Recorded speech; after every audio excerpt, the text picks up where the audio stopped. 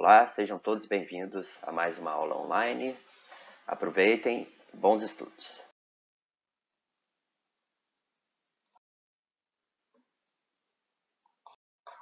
Então, hoje nós veremos a parte de risco e retorno.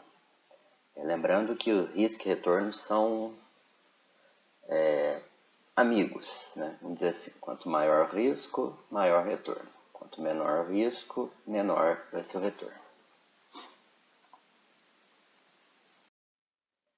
Primeiro vamos entender risco, né? Risco é a probabilidade de perda ou ganho. Veja isso, ou ganho. Quando eu falo em risco, não é risco de perder, eu tenho risco de ganhar também. Então é a probabilidade de perda ou ganho em uma decisão de investimento. Pode ser chamado também como grau de incerteza do retorno, ou grau de incerteza do retorno. Geralmente tem relação direta com o nível de renda do investimento. Quanto maior o risco, maior potencial de ganho e maior potencial de perda. Então é sempre assim. Quanto maior é o risco, maior chance eu tenho de ganhar.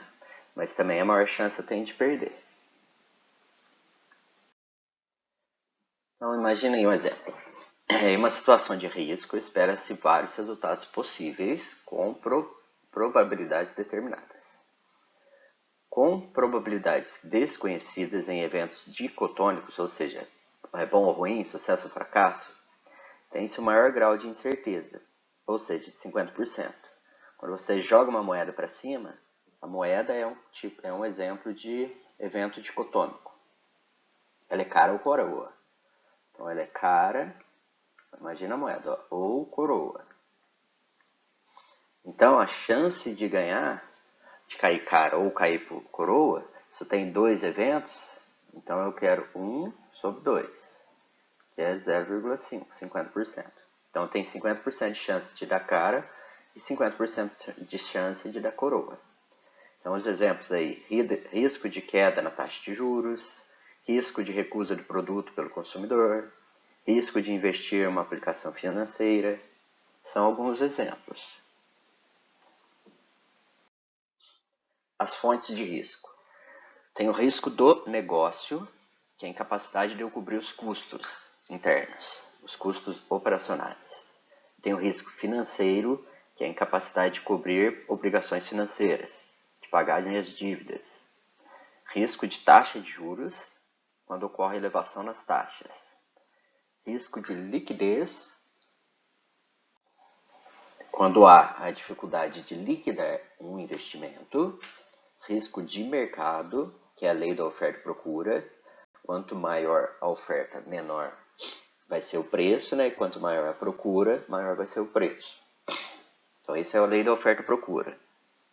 Quanto mais gente estiver interessado e menos produto houver, mais caro será. Risco do evento, que são eventos externos, né? Pode ser, tem um exemplo aí, ó, proibição da venda. Pode ser o que nós estamos vivendo agora, é um risco de evento. O que aconteceu? Não pode sair na rua, você não pode sair, você não compra, você não gasta. Então isso são fatores contingenciais. Tem o risco da taxa cambial, são grandes flutuações no câmbio, é o que está acontecendo com o dólar hoje, o S-cifrão, é risco de taxa de câmbio. Tem o risco do poder de compra, que é por causa da inflação. Então, quanto mais caro vai ficando por causa da inflação, o produto vai aumentando o preço e eu vou perdendo capacidade de vender. E tem o risco fiscal, que são alterações nas leis ou nos tributos. O que é tributo? Imposto. Ou nos impostos. Então, isso é risco fiscal. Aí ainda tem, ó, risco diversificável. Isso daqui é uma coisa muito interessante, porque fala de teoria de portfólio. Então, é o risco específico de uma empresa ou setor que pode ser dirimido, ou seja, diminuído, reduzido, através da compra de ativos de empresa de outros setores. Ocorrem situações extremas, como possíveis alterações de políticas econômicas com forte influência governamental. O que é isso? Não colocar todos os ovos numa mesma cesta. Não fazer isso. O que você faz? Você divide o investimento.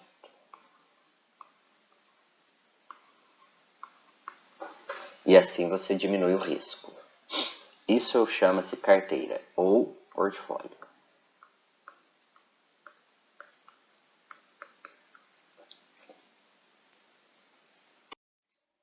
Então, retorno.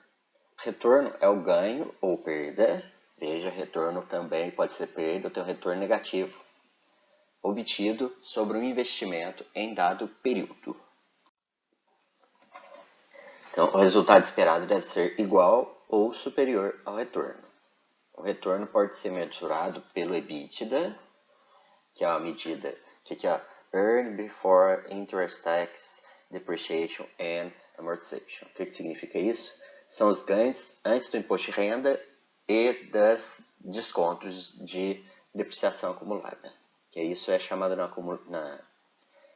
contabilidade nossa de lucro antes do imposto de renda.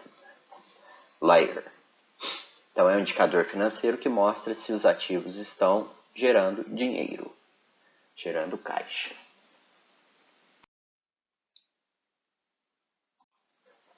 Além disso, eu tenho algumas formas de retorno. Eu tenho lucro corrente, que é o fluxo de caixa recebido sobre o investimento durante certo período. Por exemplo, o ativo matéria-prima de uma empresa gera lucro. Quando eu transformo matéria-prima em produto, vendo, eu gero a receita e o lucro. E tem também o ganho de capital. Então, o lucro corrente é o normal, é o que a empresa ganha, né? Então, é o lucro normal da empresa. Por qual é a receita menos o custo. Isso daqui é o lucro. Esse é o lucro corrente. O ganho de capital é um pouquinho diferente. Ó. É a mudança positiva no valor de um investimento num dado período. Então, a mudança de valor positiva. Aqui tem um exemplo, uma carteira de ações que eu comprei por 10 e agora ela vale 15. Então, isso é o ganho de capital. R$5 por ação. Isso é o ganho de capital. Como é que eu avalio, né? Como é que eu faço a avaliação de risco? O risco ele pode ser medido de várias formas. Inclusive, formas qualitativas, que são aquelas que não usam cálculos matemáticos. Eu posso chamar pessoas que conhecem do negócio e perguntar o que você acha, vai dar certo ou vai dar errado. Existe esse tipo de avaliação de risco também. Então, a análise de sensibilidade, a primeira, estabelece cenários otimistas, o realista e o pessimista. Então, um cenário que tudo vai acontecer certo, um cenário que parece ser o que é normal e um cenário pior, que pode dar tudo, o máximo de coisas que pode dar errado. Aí o risco é mensurado pelo intervalo. Quanto maior o intervalo de otimista para o pessimista, maior é o risco. Então, ó, meu ótimo está aqui. O meu otimista está aqui. O meu pessimista está aqui. Esse intervalo vai ser considerado o risco. A distância entre o pior e o melhor cenário, que é a amplitude. É uma medida estatística que é o retorno otimista menos o retorno pessimista. Quanto maior essa distância, maior o risco. Por quê? Porque o risco lembrem-se que o risco é de ganho e perda, não é só de ganhar. Posso fazer pelo desvio padrão? Desvio padrão é uma medida estatística que vai calcular a distância de cada medida que eu tiver para a minha média. Então, aqui no centro eu tenho a média. Aí eu tive uma medida aqui de um retorno qualquer e aqui outro retorno. Então vamos pôr aqui retorno 1, retorno 2. Retorno 2, retorno 1. E tenho a média. Então ele calcula a diferença dessas distâncias ao quadrado para padronizar. Por isso que chama de desvio padrão. Ele mede a dispersão em torno de um valor esperado. Qual é o valor esperado? A média. Quanto maior o desvio padrão, maior o risco. Pode ser medido também pela variância, que é o quadrado do desvio padrão, mas não é uma medida muito fácil de entender. Então o desvio padrão é mais usado. Dá para fazer na HP fácil? Dá. Vai usar a função somatório para colocar os valores. Posso usar a função somatório, somar mais, para colocar cada valor que eu tiver de esperado, e depois G ponto, e ele calcula o desvio padrão.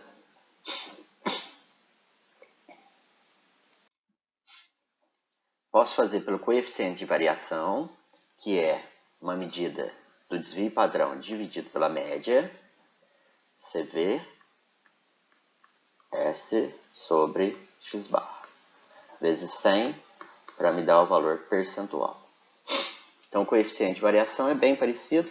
Quanto maior esse coeficiente, maior é o risco. Por quê? Maior vai ser a variação do desvio, maior vai ser o desvio padrão sobre a média. Então é uma medida que eu também consigo calcular o risco. Pego vários retornos esperados, positivos e negativos, e depois faço essa conta.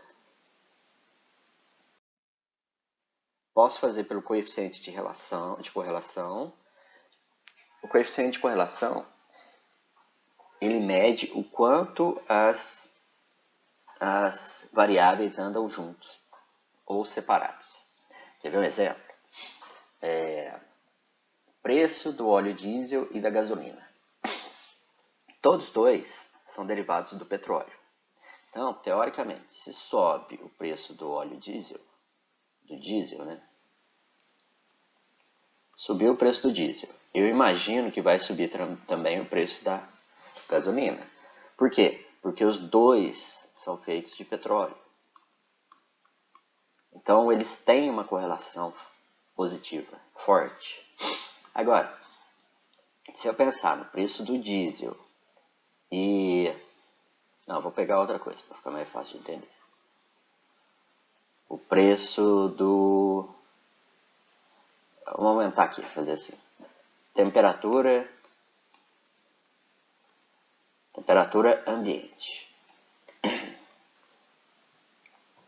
Venda de sorvete.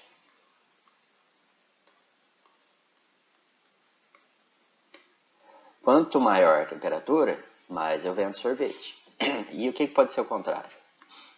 Caldos, em geral. Caldo de feijão, por exemplo. Quanto menor a temperatura, mais caldo de feijão eu vou vender. Quanto maior a temperatura, mais sorvete eu vou vender. Então veja que tem essa diferença de correlação. Então sorvete, quanto maior a temperatura, mais sorvete. Caldos, quanto maior a temperatura, menos caldos. Isso é correlação. Então ela pode ser negativa ou positiva. Ela é positiva quando os dois andam juntos. E ela é negativa quando um sobe e o outro desce. Que é o caso do caldo. Aumentou a temperatura, mais temperatura, menos caldo. Eu vendo. Então ela pode estar positiva ou negativamente correlacionada. Uma medida muito interessante. E aqui está a fórmula. Essa é a fórmula de correlação de Pearson. Então ela relaciona sempre pares. Então eu só consigo fazer de duas variáveis, 2 a 2, para saber quanto é o nível de relação entre elas. Então quanto mais correlacionadas, quanto maior o R, mais as duas andam juntas. Então se elas andam muito juntas, o investimento que eu fizer nelas vai ser igual a fazer em uma só. Então, se eu investir diesel e gasolina, eu sei que os dois, quando subir, vai subir junto e quando cair, vai cair junto. Então, o que eu tenho que fazer? Para eu diminuir o risco, eu tenho que procurar coisas diferentes. Então, o diesel com algo que não seja correlacionado com ele, por exemplo, refrigerante. Porque se for um alto grau de correlação, investir nos dois é o mesmo que investir em um só. Então eu posso investir em um só e vai dar na mesma. Aqui não. Como eles não têm uma correlação tão forte, esse daqui pode subir, esse aqui pode cair, então eu tenho uma carteira de investimento mais segura, um portfólio mais seguro.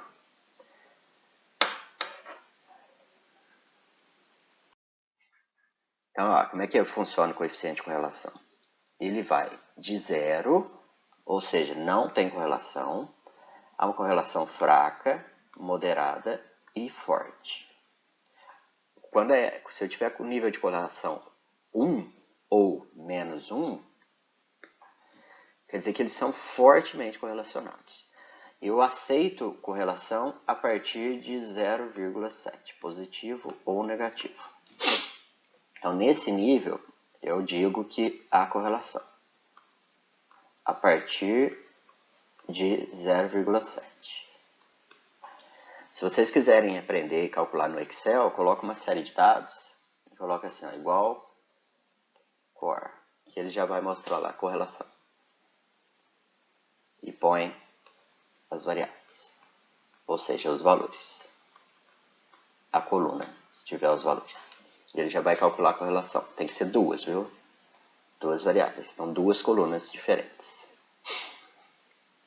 Então, a partir de 0,7, eu aceito que há correlação. Aí, como é que eu vou calcular? Eu já tenho tudo isso. Então, eu criei minha carteira usando ativos, né? Usando tipos de investimentos que não são fortemente correlacionados para um não anular o outro. E eu tenho que fazer agora calcular qual que vai ser o retorno da carteira completa. Uma forma de fazer isso é usando média ponderada. Então, como é que eu vou fazer a média ponderada? Ó, eu tenho os meus investimentos. O meu dinheiro equivale a 100%. Aí eu peguei esse 100% de dinheiro e dividi. Coloquei 20% no ativo A, 40% no B, 40% no C. Então, 20 mais 40 dá 100%. Beleza? Então, todo o meu dinheiro está investido. Esse número A, essa letra A aqui, esse investimento A, ele me deu 25% de retorno. O B deu 10%. E o C deu 15%. Aí, o que eu faço? Isso é a média ponderada. Ó, 25 vezes 0,2, então esse daqui deu 5% do total. O B, 10% vezes 0,4, que é 40% do meu dinheiro, deu 4%. O terceiro, 15 vezes 40%, deu 6%. Eu somo todos, então, A mais B mais C, o retorno total da minha carteira foi 15%. Esse foi o retorno total que eu tive nessa carteira de investimento. E não precisa ser uma carteira de investimentos igual a gente fica falando em ações. Pode ser um investimento A, uma máquina nova, B, um veículo para entregas novo e C, um software novo. Eles podem dar retorno do mesmo jeito para a empresa. Aqui falando de ações fica mais fácil de entender. Aqui tem algumas bibliografias. Dê uma repassada no material. Vejam esses slides para responder as perguntas, tá bom? Um grande abraço e até a próxima.